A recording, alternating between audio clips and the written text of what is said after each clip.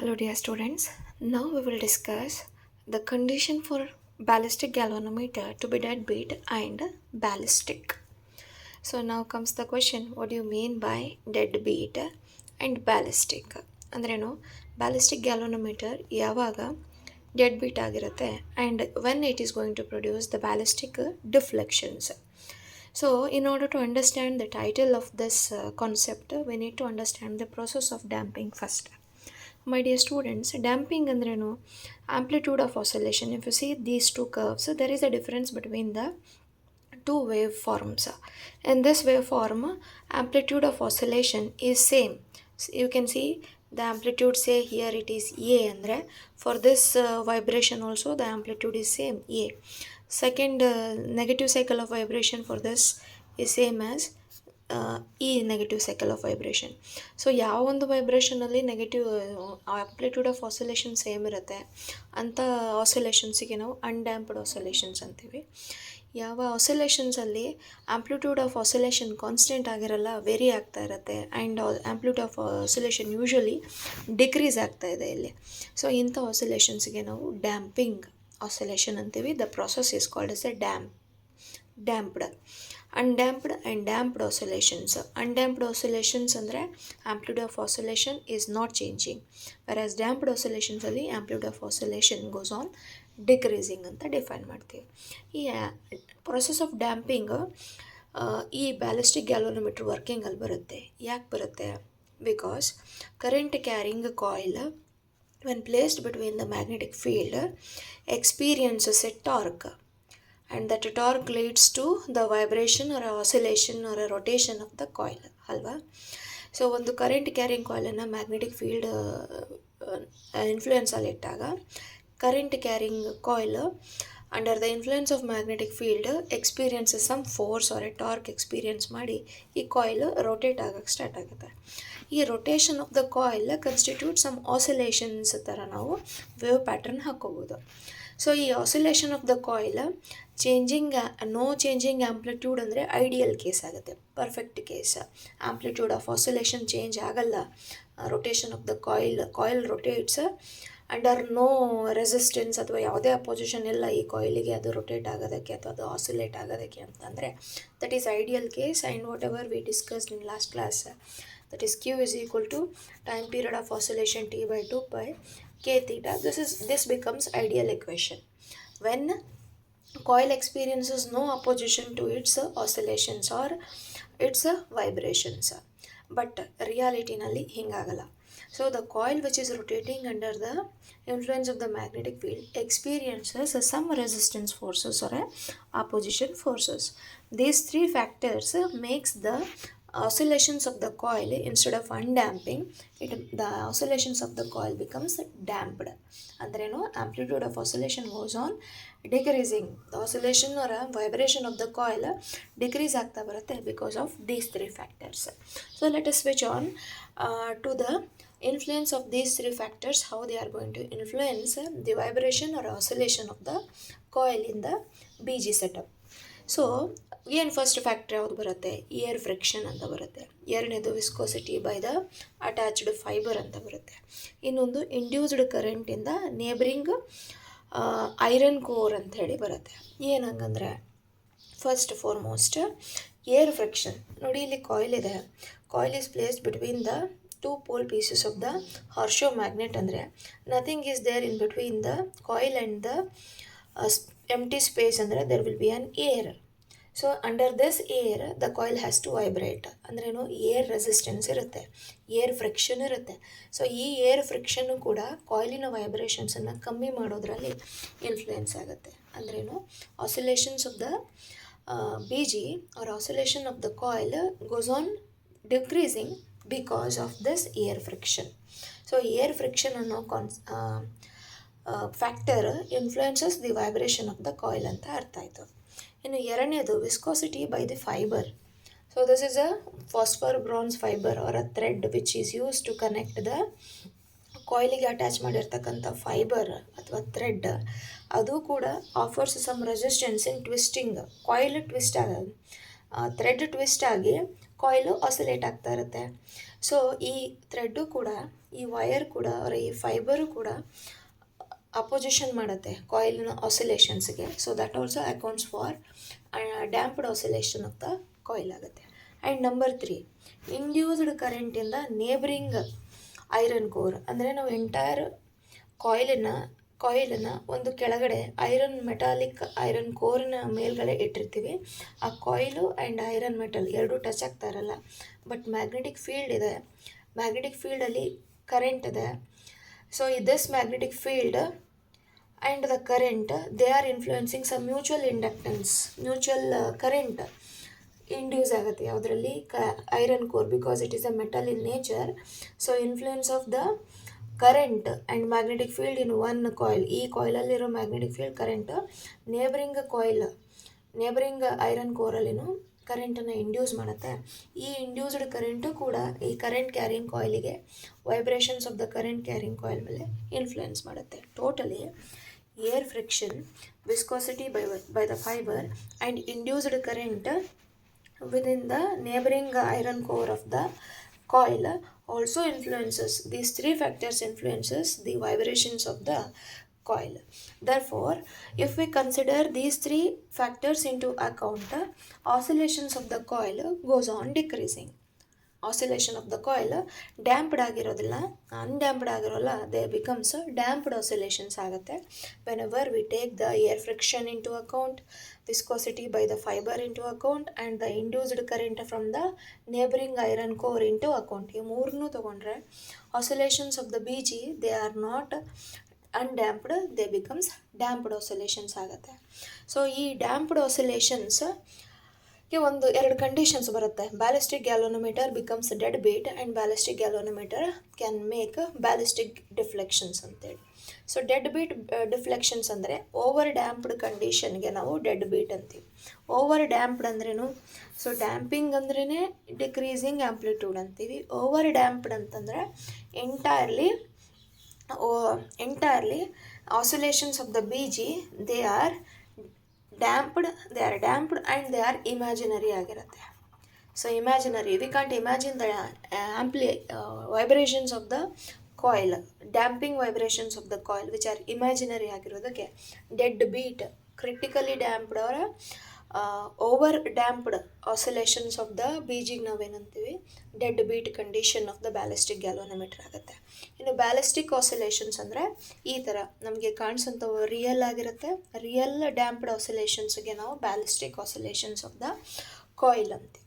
So ballistic oscillations ಮಾಡೋಕ್ಕೆ condition ಏನು and dead beat oscillations ಮಾಡೋದಕ್ಕೆ ಕಂಡೀಷನ್ ಏನು ಅನ್ನೋದನ್ನು will try to prove or we will try to understand in this concept of the title condition for BG to be dead beat and ballistic. Hope you have understood. So ballistic galvanometer BG is said to be performing dead beat oscillations, andre overdamped oscillations. What will be the condition for a coil to vibrate under damped oscillation so that its oscillations are imaginary agidre adanna ನಾವು dead beat oscillation of the coil ಆಗುತ್ತೆ. Ballistic oscillations ಅಂದರೆ they are regular periodic oscillations which are damped oscillations ಆಗಿರುತ್ತೆ. So regular oscillations of the BGಗೆ ballistic oscillations ಅಂತೀವಿ. Damped oscillation, over damped oscillations of the BGಗೆ dead beat oscillations ಅಂತೀವಿ. ಇವೆರಡಕ್ಕೆ condition ಏನು ಅನ್ನೋದನ್ನು will try to prove. So as I said, ಈ 3 factors ಒಂದು ಕಾಯಿಲ್ ರೊಟೇಟ್ ಆಗಬೇಕಾದ್ರೆ ಅಥವಾ ವೈಬ್ರೇಟ್ ಆಗಬೇಕಾದ್ರೆ BG ಸೆಟಪ್ಪಲ್ಲಿ ಈ 3 factors oscillations of the BG ಮೇಲೆ ಎಫೆಕ್ಟ್ ಮಾಡುತ್ತೆ ಅಥವಾ ಆಸಿಲೇಷನ್ ಆಫ್ ದ ಕಾಯಿಲ್ ಮೇಲೆ ಎಫೆಕ್ಟ್ ಮಾಡುತ್ತೆ ಅನ್ನೋದು ಗೊತ್ತಾಗಿದೆ.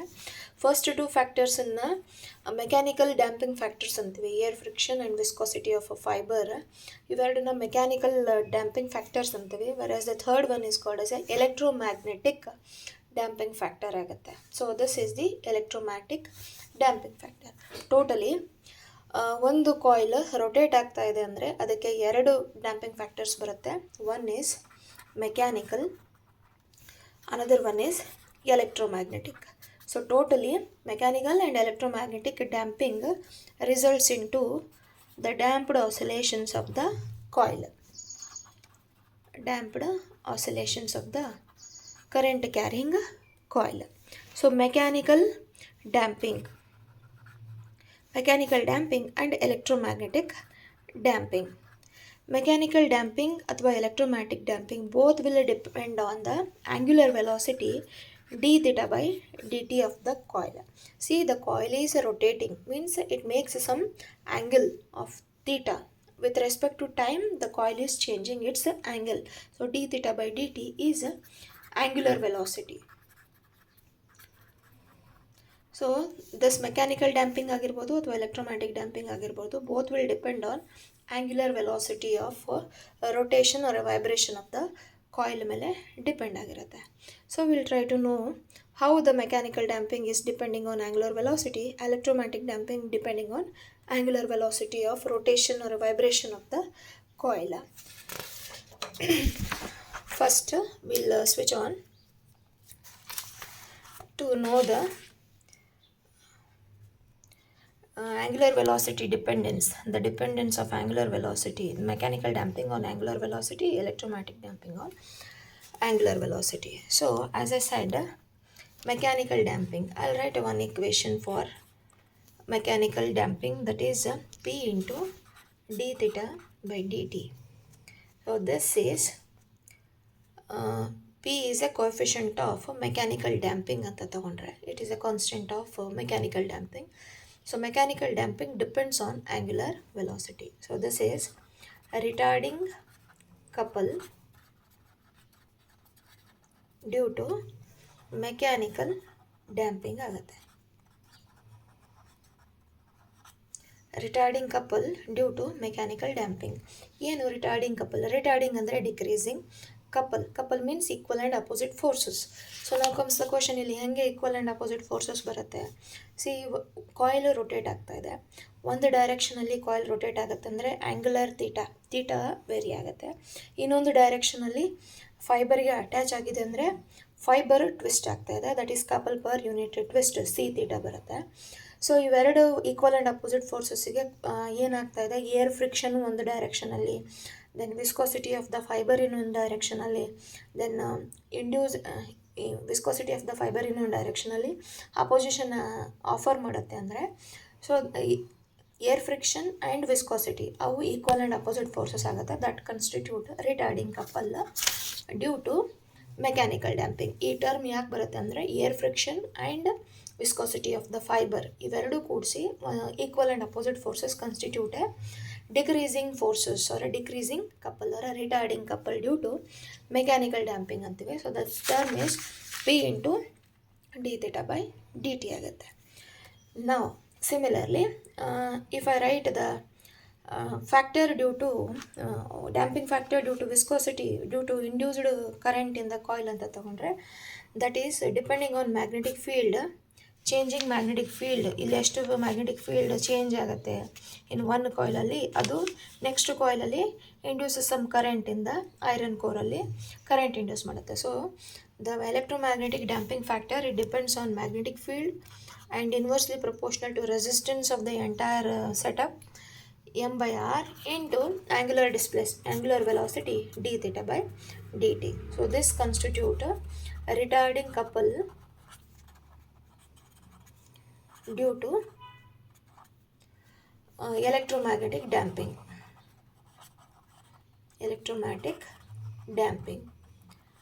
Okay, so the total retarding couple ಎಷ್ಟಾಗುತ್ತೆ? Sum of these two. So total retarding couple is equal to P into d theta by dt plus m by r d theta by dt. So make the arrangement by taking d theta by dt common. So dt theta by dt is total retarding couple ಆಗುತ್ತೆ. Call this as equation 1. So after considering the total retarding couple into account, so let us switch on to the further aspect of understanding the damped oscillations of the coil. So ನೋಡಿ, total retarding couple find out ಮಾಡಿದ್ವಿ. Next we'll go for applying the Newton's second law. So Newton's second law ಪ್ರಕಾರ ಏನು? Force is equal to mass into acceleration. ಇಲ್ಲಿ force ಅಂದರೆ ಈ ಕೇಸಸಲ್ಲಿ the couples are there, couple forces are there. So this is force is nothing but a force due to damping and forces due to twisting of the wire. ಒಂದು ಕಡೆ fiber twist ಆಗ್ತಾ ಇದೆ, ಇನ್ನೊಂದು ಕಡೆ coil experiencing damping factors of influence. So ಹಾಗಾಗಿ total force ಅಂದರೆ ಇಲ್ಲಿ it is the couple, retarding couple. So retarding couple ಅಂದರೆ ನಮಗೆ minus of P plus M by R into D theta by D T minus of C into theta which is equal to ಮಾಸಿಗೆ equivalent ಯಾವುದಾಗುತ್ತೆ angular ಮೋಷನಲ್ಲಿ inertia, and ಆಕ್ಸಿಲರೇಷನ್ಗೆ D square theta by D T square. D theta by D T angular velocity ಆದರೆ D square theta by D T square angular acceleration ಆಗುತ್ತೆ. ಇಲ್ಲಿ P plus M by R D theta by D T ಅಂದರೆ retarding couple, C theta ಅಂದರೆ twisting couple. So twisting ಒಂದು ಕಡೆ wire twist ಆಗ್ತಾ ಇದೆ ಒಂದು ಡೈರೆಕ್ಷನಲ್ಲಿ, ಇನ್ನೊಂದು ಡೈರೆಕ್ಷನಲ್ಲಿ coil experiencing damped oscillations. So ಇವೆರಡು ಕೂಡಿಸಿ ಏನಾಗುತ್ತೆ ರಿಟಾರ್ಡಿಂಗ್ ಕಪಲ್ ಎಟ್ ಎಲ್ ಎಚ್ ಎಸ್ ಆಗುತ್ತೆ. ನೆಗೆಟಿವ್ ಸೈನ್ ಏನಾಗುತ್ತೆ ಅಂದರೆ they are oppositely directed to the vibration of the ಕಾಯಿಲಿಗೆ ಅಪೋಸಿಟ್ಲಿ ಡೈರೆಕ್ಟ್ ಆಗಿರೋದ್ರಿಂದ ನೆಗೆಟಿವ್ ಸೈನ್ ಬರುತ್ತೆ. This is I is moment of inertia, I into d square theta by D T square. ಈಗ ಈ ಈಕ್ವೇಷನನ್ನು rearrange ಮಾಡೋಣ. So will take all the terms at one side. I into d square theta by D T square plus of P plus M by R into D theta by D t plus c into theta is equal to 0 ಆಗುತ್ತೆ. Next, I will divide this I to every term of the above equation. I get I by I, which is d square theta by dt square ಆಗುತ್ತೆ, plus P plus M by R whole divided by current I into d theta by dt plus C by I into theta is equal to 0. So call this as equation 2. To this equation, to make this term simple in understanding, I'll make this term as 2b and c by I ಅನ್ನು k square ಅಂತ ತಗೊಳ್ತೀನಿ. ಯಾಕೆ this term is taken as 2b and ಇದನ್ನು k square ಅನ್ನೋದು next ಹೇಳ್ತೀನಿ. So d square theta by D T square plus entire bracket ಟರ್ಮನ್ನು 2b ಅಂತ ತೊಗೊಂಡು I'll make it as d theta by dt plus c by I ಅನ್ನು k square theta ಅಂತ ಬರೀತೀನಿ. Call this as equation 3. ನೋಡಿ, this is of the form a square plus b 2ab plus b c square a plus b whole square formal ಬರಲಿ ಅಂತೇಳಿ. This term is taken as 2b times d theta by dt and k square is nothing but c by I. 2b ಅಂದರೆ p plus m by r whole divided by r entire bracket term ಆಗುತ್ತೆ. This is equation 3. If you see this equation, it is differential equation. ಇಲ್ಲಿ derivative ಯಾವುದು d theta by D t. ಎಷ್ಟನೇ derivative? Second derivative. So this equation is a second order differential equation ಅಂತೀವಿ. This second order differential equation will have 2 solutions. So the general solution of any second order differential equation ನಾವು ತೊಗೊಳ್ಳೋದು in ಮ್ಯಾಥಮೆಟಿಕ್ಸ್ನಲ್ಲಿ ನಿಮಗೆ ಬರುತ್ತೆ. Solving the differential equation of first order second order ಅಂತೆಲ್ಲ ಬರುತ್ತೆ. ಅಲ್ಲಿ ನಿಮಗೆ ಗೊತ್ತಾಗುತ್ತೆ ಒಂದು ಡಿಫರೆನ್ಷಿಯಲ್ ಇಕ್ವೇಷನನ್ನು ಸೊಲ್ಯೂಷನ್ ನಾವು ಹೆಂಗೆ ಬರೀತೀವಿ. Usually ಎಕ್ಸ್ಪೋನೆನ್ಷಿಯಲಲ್ಲಿ ಬರೀತೀವಿ. And this k square theta is equal to 0. This is equation 3. ಇಲ್ಲಿ this RHS of the equation is 0 ಆಗಿದ್ರೆ homogeneous second order differential equation ಆಗುತ್ತೆ. ಇದರ ಸೊಲ್ಯೂಷನ್ ಯೂಶಲಿ ಎಕ್ಸ್ಪೋನೆನ್ಷಿಯಲ್ ಫಾರ್ಮಲ್ಲೇ ಇರುತ್ತೆ. ನಿಮಗೆ ಮ್ಯಾಥಮೆಟಿಕ್ಸಲ್ಲಿ ಬರುತ್ತೆ this concept. So this is a homogeneous second order differential equation. Solution of this equation is in terms of theta. ಯಾಕಂದರೆ ಇಲ್ಲಿ differential equation is in terms of theta. So solution ಯಾವ ಥರ ಆಗಿರುತ್ತೆ? Solution of this equation theta will be some constant a times e to the power alpha t. Alpha ಅಂದರೆ some variable into t. Solution of this equation is of the form theta is equal to a into e to the power alpha t. After knowing the solution, we'll make the derivative of this. d theta by dt is equal to, constant is a, e power x ಇದ್ದಂಗೆ, e power derivative of e power x is e power x only, but it is not x, it is into alpha. So next d theta by dt is equal to a into e to the power alpha. Now once again ನಾನು ಏನು ಮಾಡ್ಬೋದು, theta ಅಂತ ಬರೀಬೋದು. So this is theta into alpha. Call this as equation 4. Next, once again I'll differentiate d theta by dt. So d theta by dt is equal to what? Alpha into theta ಬಂದಿದೆ. ಇದಕ್ಕೆ ಇನ್ನೊಂದು ಸಲ differentiation ಮಾಡಿದ್ರೆ d square theta by D T square is equal to alpha into theta ಅಂದ್ರೇನು a e to the power alpha t ಅಲ್ವಾ. A into e to the power alpha t into second derivative ತೆಗಿಬೇಕು. E power x is e power x, but it is not x, it is into alpha. So totally ನಮಗೇನಾಗುತ್ತೆ d square theta by D T square is equal to alpha square alpha into alpha alpha square a into e power alpha t ಅಂದರೆ theta ಅಂತ ಹಾಕ್ಬೋದು. Call this as equation 5. So equation 4ಅಲ್ಲಿ ನಮಗೆ d theta by D t value ಬಂದಿದೆ. Equation 5ನಲ್ಲಿ d square theta by D T square value ಬಂದಿದೆ. So substitute equation 4 and equation 5 in equation 3 third ಇಕ್ವೇಷನಲ್ಲಿ ಹಾಕೋಣ. ಥರ್ಡ್ ಇಕ್ವೇಷನ್ ಏನು d square theta by D T square, ಇದ್ರ value ಏನು ಬಂದಿದೆ alpha square theta to be as it is. D theta by D t ಅಂದ್ರೇನು alpha theta ಅಂತ derivative ಬಂದಿದೆ. Alpha theta plus k square theta as it is which is equal to 0. So this second order differential equation is reduced to alpha square theta plus 2b alpha theta plus k square theta is equal to 0. Call this as equation 4. And if you see this equation, this is a quadratic equation, alpha square 2b alpha k square theta. ಇದು quadratic equation in alpha ಆಗಿದೆ ನೋಡಿ. alpha square 2b alpha k square theta. So quadratic equation in alpha. So roots of this quadratic equation are in terms of alpha. Okay, so alpha is equal to quadratic equation ಏನು minus b ಜಾಗದಲ್ಲಿ ಏನಿದೆ ಇಲ್ಲಿ 2b ಇದೆ. So minus 2b plus R minus b square ಅಂದರೆ 2b whole square that is 4b square ಆಗುತ್ತೆ. Minus 4a ಅಂದರೆ coefficient of alpha square is 1.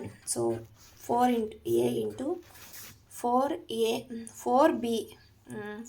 2b minus what is the general equation for quadratic equation? Quadratic root ಏನು ಬರೀತೀವಿ ನಾವು minus b plus or x is equal to minus b plus or minus root of b square minus 4ac divided by 2a. ಇದು general equation. So ಇದನ್ನು equation ಇಟ್ಕೊಂಡು ನಾವು ಇಲ್ಲಿ ಬರೆದ್ರೆ so B ಜಾಗದಲ್ಲಿ ನಮಗೇನಿದೆ minus 2b ಇದೆ ಇಲ್ಲಿ equation plus R minus b square ಅಂದರೆ 2b whole square that is 4b square minus 4a value is 1. C ನಲ್ಲಿ ಏನಿದೆ ಕೆ ಸ್ಕ್ವೇರ್ ಇದೆ. So k square divided by 2 into a 1. So totally alpha is equal to minus 2b plus or minus root of 4b square minus 4k square divided by 2 or minus 2 root of 4 ಹೊರಗಡೆ ಬಂದರೆ ಏನಾಗುತ್ತೆ 2. So minus 2b plus R minus 2 root of ಒಳಗಡೆ ಏನು ಉಳಿಯಿತು 4 common ತಗೊಂಡ್ರೆ b square minus k square divided by 2. So this is 2 ಇವೆರಡರಲ್ಲಿನೂ 2 common ತೆಗೆಯೋಣ. 2 common ತೆಗೆದ್ರೆ minus b plus R minus root of b square minus k square whole divided by 2 ಆಗುತ್ತೆ. 2 will get cancel. So alpha is equal to minus b plus R minus root of b square minus k square ಆಗುತ್ತೆ. Call this as equation 6. So using this equation we can deduce the conditions for deadbeat and ballistic conditions of the ballistic galvanometerನ ಮಾಡ್ಬೋದು. So ನೋಡಿ ಈ ಈಕ್ವೇಷನಲ್ಲಿ minus b plus R minus b square minus k ಸ್ಕ್ವೇರ್ನಲ್ಲಿ alpha is equal to ಒಂದು root of the differential equation ಏನಾಗುತ್ತೆ minus b plus root of the quantity. Second root alpha 2 is equal to minus b minus of root of b square. So ಎರಡು roots ಬರುತ್ತೆ. So second order differential ಇಕ್ವೇಷನ್ಗೆ 2 roots ಇರುತ್ತೆ. Quadratic equation ಆಗಿರೋದ್ರಿಂದ 2 roots ಬರುತ್ತೆ. So ಈ equation ಇಟ್ಕೊಂಡು conditions for dead beat and condition for ballistic of the B G ಹೆಂಗೆ ಕಂಡುಹಿಡಿತೀವಿ ಅಂದರೆ ನೋಡಿ 3 ಕೇಸಸನ್ನು ನಾವು ಹೇಳ್ಬೋದು by keeping the values of b square minus k square. So first ಕೇಸಲ್ಲಿ alpha suppose b greater than k ಅಥವಾ b square value is greater than k square or b is greater than k. B ಕೆಗಿಂತ ದೊಡ್ಡದಾದರೆ alpha value ಏನಾಗುತ್ತೆ minus b plus some real value ಆಗುತ್ತೆ. So alpha becomes real. Correct. So ballistic b ಅಂದ್ರೇನು ನಮಗೆ b is equal to what b ಅಥವಾ 2b ಅಂದರೆ p plus M by r by I. P plus M by r ಅಂದರೆ damping constant, ಯಾವುದದು damping factors ಇದೆ ಇದರಲ್ಲಿ, mechanical damping and electromagnetic damping. ಅಂದರೆ ಈ entire term b it is nothing but damping factor. K ಅಂದರೆ ನಮಗೆ k ಅಂದರೆ it is c divided by n a B. K is nothing but ballistic constant, ಅಥವಾ ಇದು galvanometer constant ಅಂತೀವಿ. So ಅಂದರೆ galvanometer constant real, ballistic constant imaginary. So b is greater than k ಅಂತಂದರೆ ballistic constant, sorry, the damping constant is greater than ballistic constant. ಯಾವಾಗ damping constant greater than ballistic constant ಆಗಿರುತ್ತೆ, the value becomes what, the oscillations of the ಕಾಯಿಲಿನ oscillations ಏನಾಗುತ್ತೆ, damped ಆಗುತ್ತೆ and also they becomes over damped. So ಆವಾಗ ballistic galvanometer is set to be dead beat. ಅಂದರೆ ಯಾವ ಒಂದು ಕಂಡೀಷನ್ಗೆ ballistic damping constant is greater than ballistic constant b greater than k ಆದಾಗ oscillations of the coil becomes over damped and the condition we call it as a dead beat. So ನಾವು you better understood the dead beat condition. Condition ಏನು, b should be greater than k ಆದಾಗ the oscillations of the coil become dead beat. So this is the condition for oscillations of the deadbeat oscillations of the BG or a coil of the BG ಆಗುತ್ತೆ. So ಈ deadbeat oscillations ಆಗಬೇಕು ಅಂದರೆ current ಏನಾಗಿರುತ್ತೆ, for a small value of current resistance small ವ್ಯಾಲ್ಯೂನಲ್ಲಿದ್ದು magnetic field induction ಜಾಸ್ತಿ and damping factors ಜಾಸ್ತಿ, influence of mechanical damping factor ಜಾಸ್ತಿ ಇದ್ದರೆ ಡೆಡ್ ಬೀಟ್ ಆಸಿಲೇಷನ್ಸ್ ಆಗುತ್ತೆ. ಸೊ ಡೆಡ್ ಬೀಟ್ ಆಸಿಲೇಷನ್ಸ್ ಆಗಬೇಕು ಒಂದು ಬಿ ಜಿ ಕಾಯಿಲ್ನಲ್ಲಿ ಅಂದರೆ ಸ್ಮಾಲ್ ಕರೆಂಟ್ ಪಾಸ್ ಮಾಡಬೇಕು, ರೆಸಿಸ್ಟೆನ್ಸ್ ಆಲ್ಸೋ ಸ್ಮಾಲ್ ಆಗಿರುತ್ತೆ, ಮ್ಯಾಗ್ನೆಟಿಕ್ ಫೀಲ್ಡ್ ಇಂಡಕ್ಷನ್ ಜಾಸ್ತಿ ಇರುತ್ತೆ ಆ್ಯಂಡ್ ಡ್ಯಾಂಪಿಂಗ್ ಇನ್ಫ್ಲುಯೆನ್ಸು ಜಾಸ್ತಿ ಇರುತ್ತೆ. ಈ ಎಲ್ಲ ಕಂಡೀಷನ್ಸ್ಗೆ b greater than k and I less than I small, r small and m greater, p greater, ಎಲ್ಲ ಕಂಡೀಷನ್ ಸ್ಯಾಟಿಸ್ಫೈ ಆದರೆ ಒಂದು B G oscillations of the coil over damped ಆಗಿರುತ್ತೆ. This is the required condition for a over damped oscillation of the ballistic galvanometer. Next comes ballistic oscillations ಮಾಡೋದಕ್ಕೆ ಇದ್ರದ್ದು reverse ಪ್ರೊಸೆಸ್ಸಲ್ಲಿ ಹೇಳ್ಬೋದು. ಇಲ್ಲಿ B greater than K ಆಗಿದ್ರೆ ಏನಾಗುತ್ತೆ, ನಮಗೆ damped oscillations ಆಯಿತು ಅಲ್ವಾ. ಬಿ ಲೆಸ್ ದೆನ್ ಕೆ ಮಾಡಿದ್ರೆ ಏನಾಗುತ್ತೆ, ನಮಗೆ ಬ್ಯಾಲಿಸ್ಟಿಕ್ ಆಸಿಲೇಷನ್ ಸಿಗುತ್ತೆ. B less than k. So for a condition of b less than k we get a ballistic oscillations ಅಂದರೆ the regular oscillation vibration of the coil with less influence of the damping factors. ನೋಡಿ, b ಅಂದ್ರೇನು damping factor, k ಅಂದರೆ galvanometer constant. So damping factor is less than galvanometer oscillations ಅಂದರೆ usually the oscillations of ballistic galvanometer theta they are periodic in nature, vibrating in nature. So ಹಾಗಾಗಿ ballistic ಕಂಡೀಷನ್ಗೆ b should be less than k ಆಗಿರುತ್ತೆ, dead ಬೀಟಿಗೆ b is greater than k ಆಗಿರುತ್ತೆ. And b less than k ಆಗಬೇಕು ಅಂದರೆ current should be current high ಇರಬೇಕು, resistance high ಇರಬೇಕು, magnetic field induction low ಇರುತ್ತೆ ಆ್ಯಂಡ್ ದ ಡ್ಯಾಂಪಿಂಗ್ ಫ್ಯಾಕ್ಟರ್ ಕೂಡ ಕಡಿಮೆ ಇರುತ್ತೆ. ಈ ಎಲ್ಲ ಕೇಸಸಲ್ಲಿ ballistic oscillations of the B G expect ಮಾಡ್ಬೋದು. ಇನ್ನೊಂದು ಕೇಸ್ ಬರುತ್ತೆ, b is equal to k. B is equal to k ಆದಾಗ ಅಲ್ಫಾ ಏನಾಗುತ್ತೆ, equation of alpha b is equal to k ಅಂತ ಬಂದರೆ b is equal to k, b is equal to k ಅಂದರೆ ಏನಾಗುತ್ತೆ, alpha is equal to minus b. So it is a real oscillation and ಈ ಒಂದು ಕಂಡೀಷನ್ಗೆ b is equal to k, ballistic constant, damping constant and ballistic constant ಎರಡೂ ಸಮ ಆದಾಗ coil critically oscillate ಆಗುತ್ತೆ, critically damp ಆಗುತ್ತೆ. ಕ್ರಿಟಿಕಲಿ ಡ್ಯಾಂಪ್ ಅಂದ್ರೇನು, oscillations ಮಾಡುತ್ತೆ ಫಸ್ಟು, ಆಸಿಲೇಷನ್ ಮಾಡಿ ಇಟ್ ಕಮ್ಸ್ ಟು ರೆಸ್ಟಿಗೆ ಬಂದ ನಂತರ ಮತ್ತು once again it will not starts its oscillation. So for a condition of b is equal to k the coil is critically damped. For a condition of B less than K, the coil is ballistic. For a condition of B greater than K, the coil is deadbeat. These are the required conditions for a ballistic galvanometer to be deadbeat and ballistic. Depending upon the oscillations of the coil, current carrying coil, we define a deadbeat and ballistic oscillations or critical oscillations of the BG.